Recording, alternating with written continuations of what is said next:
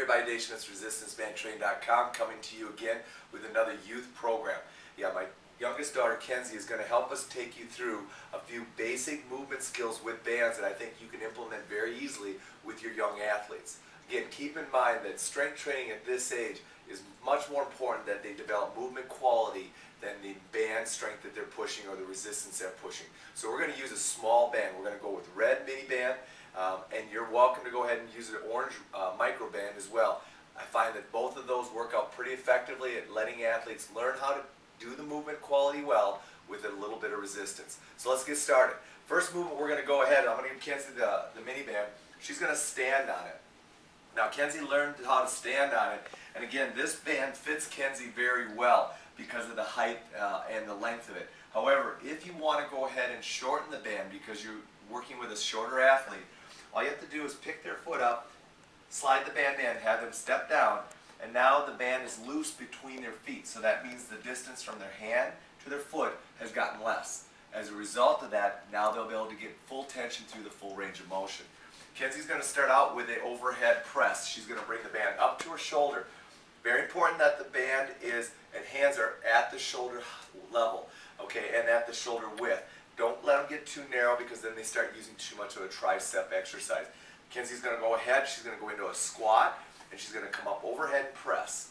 Now she's going to lock out at the top, go into a squat again, and overhead press. Now if they can get good at it, I want them to drop into a squat as they come down. So as Kenzie comes down, she goes right into a squat, right back into an overhead press. So the movement, once again, Kenzie, becomes a fluid movement all the way through, so that they have to learn how to decelerate the movement and load. Now the other way she can do is bring it down, go ahead and load her hips and explode up through. So she'll load, drop into a squat, and go way up overhead and hold it.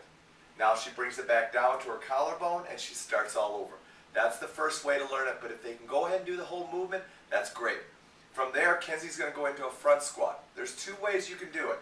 First of all, she can stay right in this same position and go right into a front squat from there where she drops down, keeping the weight through her heels and really pressing her butt back and coming back up. From the side view, she turns sideways, elbows up, and she drops right into a front squat in that position, coming back up. Now second, as she faces the mirrors, the second way to do it is to go ahead and crisscross her hands. So she's going to crisscross and put it up there. Now she can rest it up onto her shoulders, and it allows her to not have to have it onto her hands and have a great deal of wrist extension. She brings her elbows up, loads the system, pulls away on the band a little bit so it's not pushing on her throat, and she drops down into her front squat that way and comes back up. My feeling is that overhead pressing and front squatting of some type are the grandfather exercises that athletes need to start learning early in life. So again, front squat, just like so. A couple of variations, you can make them go a little quicker so they drop down fast and get back up, drop down quick, get back up, and drop down quick. What that's going to do is work on their deceleration control and ability to load quickly. Kenzie will drop that down. We're now going to go ahead and reset, and we'll come back with two other exercises that we think are very effective in helping get your young athletes training with bands.